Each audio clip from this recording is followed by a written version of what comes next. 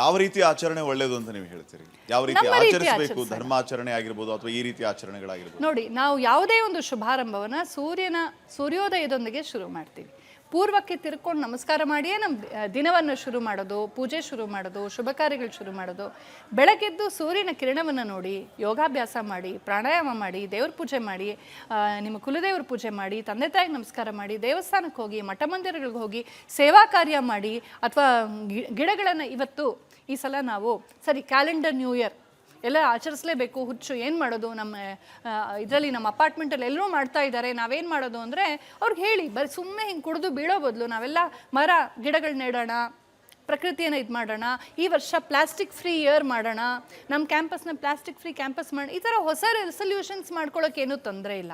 ಆದರೆ ಕುಡಿದು ಬಿದ್ದು ಮೋರಿನಲ್ಲಿ ಬಿದ್ದು ಪೊಲೀಸ್ಗೆ ಹೊದಿಸ್ಕೊಡೋದು ಇದು ಬೇಕಾ ಅಂತ ನಾನು ಹೇಳೋದು. ಹಾಗಾಗಿ ಒಂದು ಆ ಮಟ್ಟದ ಒಂದು ವಿವೇಕ ನಮಗೆ ಬೇಕು.